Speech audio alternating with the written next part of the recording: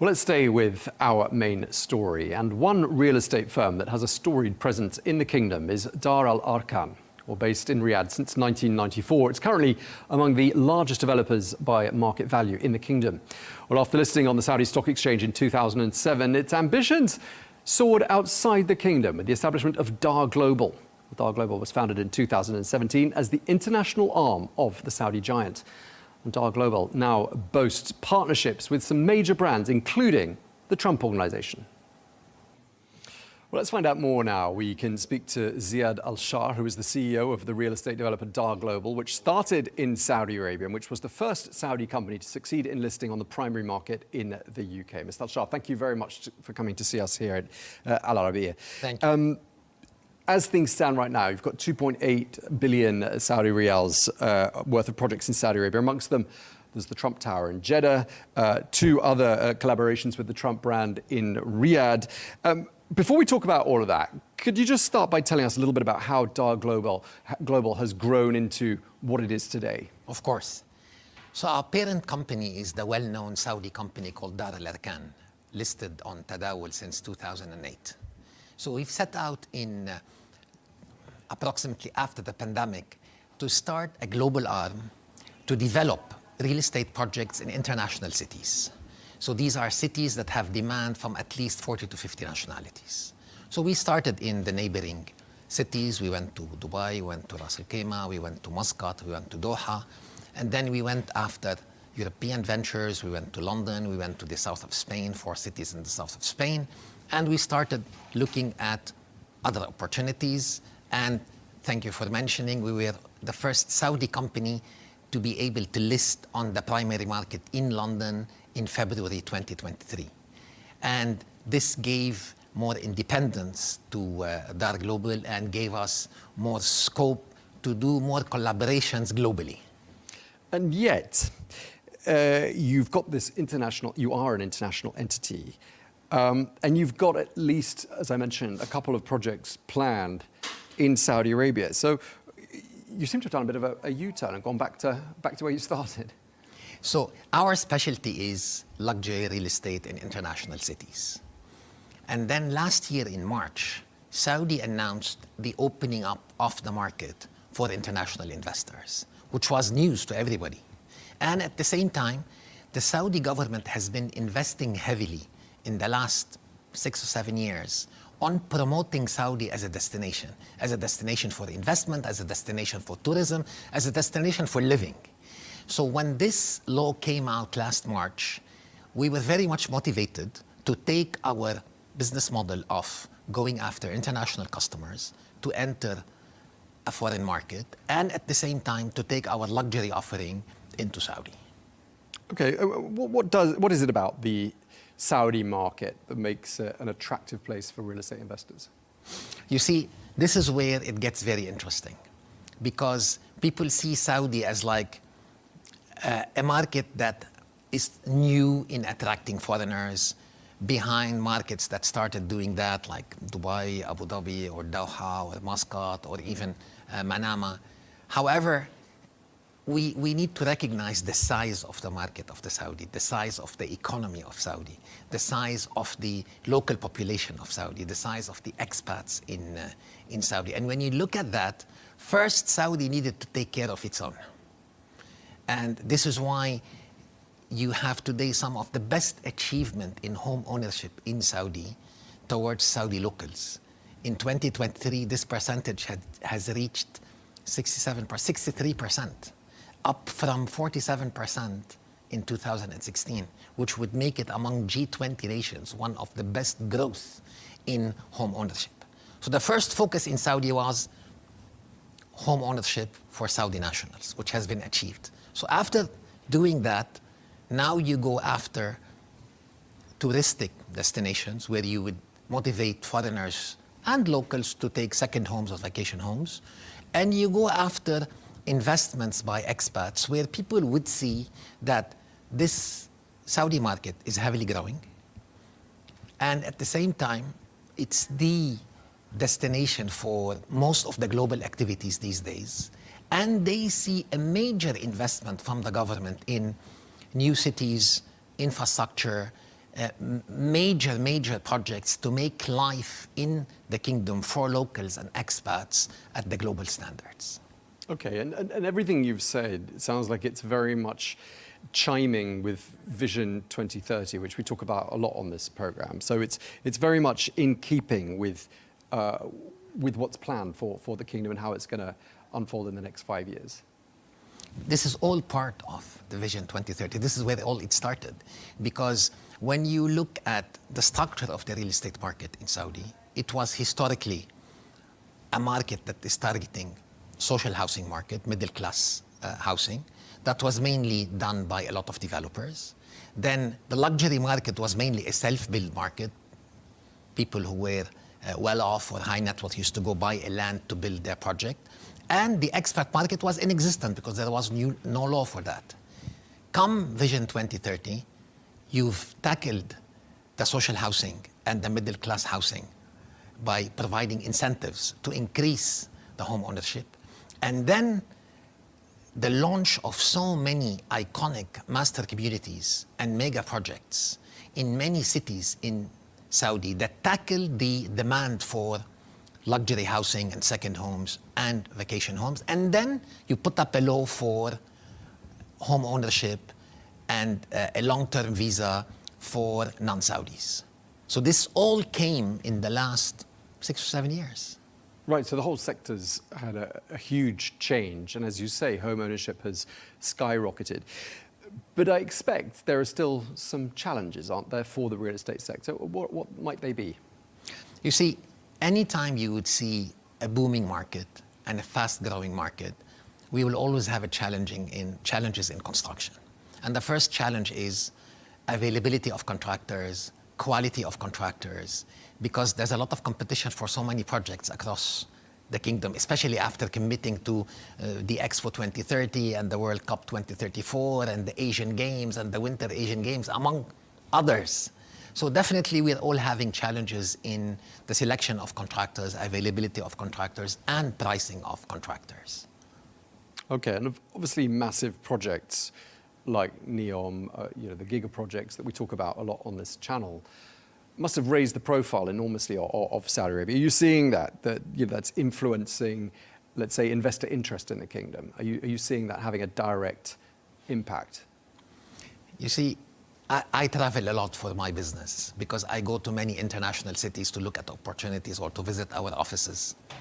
So when I visit our office in New York, and then you go to Times Square and you see a sign, Invest Saudi, or you see a sign for one of the projects in Saudi, that was a first for so many people. But then this is where the government played aggressively on not just promoting and executing, so that when people come and visit Saudi, they see that this promotion is being actually built. And then to top it off, you go and take those massive global activities to be hosted in Saudi Arabia.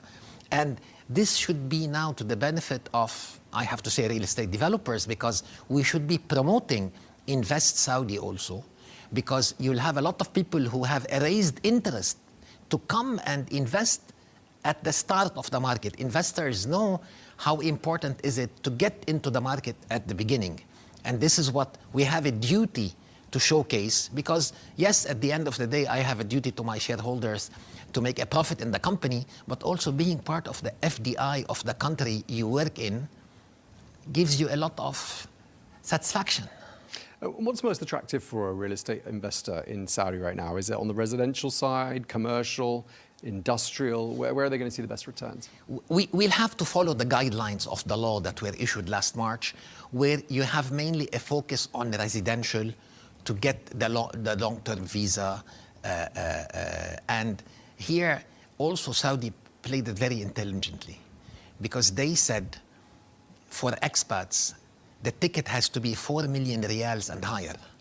Thereby, they do not affect the units designed for social housing and middle class income to compete with the expats who are coming to invest in the country. And then eventually you'd have problems like some of the countries where you had problems with the golden visas, is that the locals could not find properties to buy.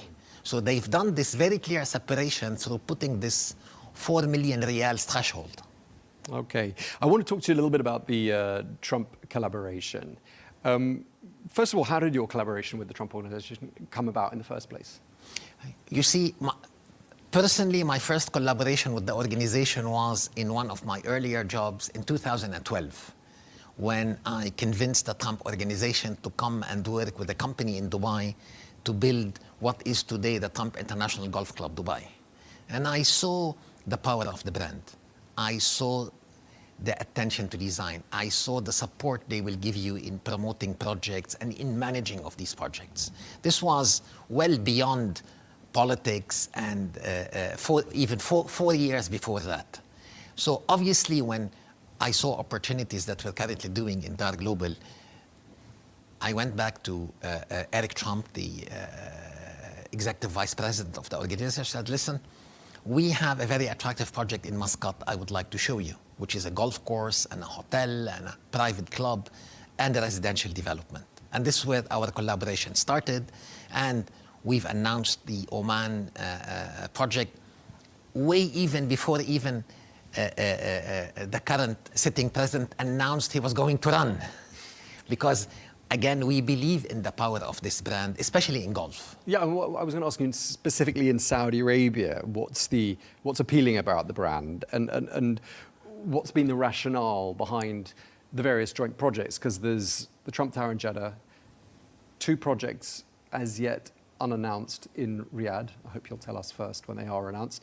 And of course, other projects around the region. So just tell us the answer to that question. What is the appeal of the Trump brand in Saudi? You see, the luxury market is evolving in Saudi, and there is more demand for luxury from the locals and from the international market.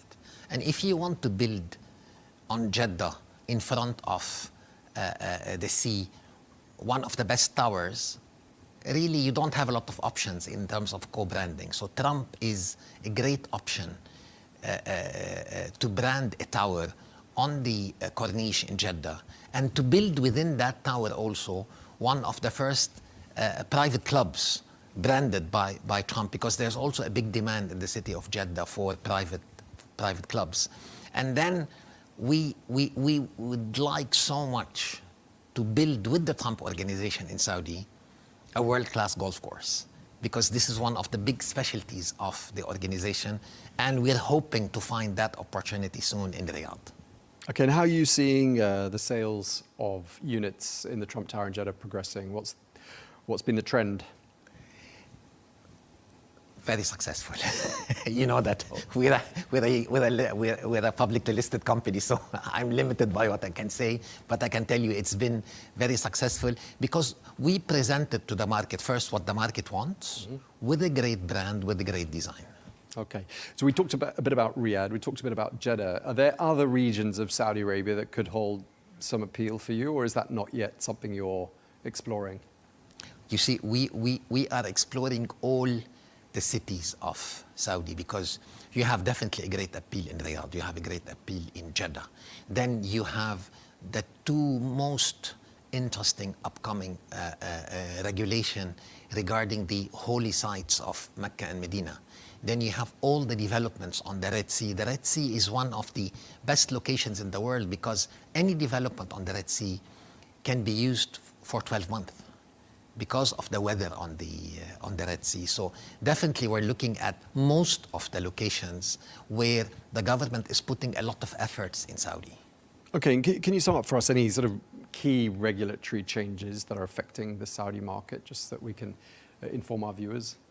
You see, from a real estate perspective, the most aggressive was the opening up of the market. But also, Saudi is motivating a lot of foreign companies to come and open in Saudi, whereby now we're getting a lot of foreign contractors that are coming to Saudi, which is also helping the market, because we need more contractors. And at the same time, the expansion of the travel routes is very important, because it's very hard to sell to somebody if they cannot get a connection that is direct to that city. So expanding the airports, expanding the airlines will help a lot the real estate market. Right, I mean, Saudi very much on the map, and we've been speaking to the airlines, we've been speaking to lots of people who are part of this journey. What's your outlook for the sector for Saudi Arabia over the next 10 years or so? You see, There are so many cities that started before Saudi, but once Saudi started, everybody took attention because it's a G20 market. The market has a lot of weight on its own locally, plus adding to that the international appeal. You have today within Saudi at least 10 cities that can be developed. And let me just say that eventually Saudi will anchor the GCC because the GCC today is a $2 trillion economy. It's close to Italy. In Italy, as a foreign investor or as a visitor, you have at least 10 destinations to go. And you have the same thing in the GCC. And more, the GCC is becoming interconnected with roads, trains, the same tourist visa that is being discussed. And people need to look at this market, that Saudi is the anchor and the GCC is a very attractive destination eventually for tourism and expat living. And just lastly, before we wrap up, who are you targeting in Saudi Arabia? I mean, just give us the profile of the typical buyer of one of your properties. Definitely the local buyer is the local buyer who wants a luxurious offering. The international buyer, we are targeting the people who would have the first in advantage, the innovators. So we're targeting obviously markets in Asia like India, Pakistan, Bangladesh. We're targeting the UK. We're targeting some markets in Eastern Europe. We're targeting the Levant because they have a lot of roots in the GCC. They've been here for so many years. But I can tell you, just for the first 2 projects that we've launched in Saudi since last November, we have approximately 40 nationalities that invested with us. Okay, well, we're going to have to leave it there because we're out of time, but it's been a real pleasure talking to you. Thank you very much. Really appreciate your time. Ziad Al-Shah, the CEO of the real estate developer DarGlobal. Thank you very much indeed. Thank you.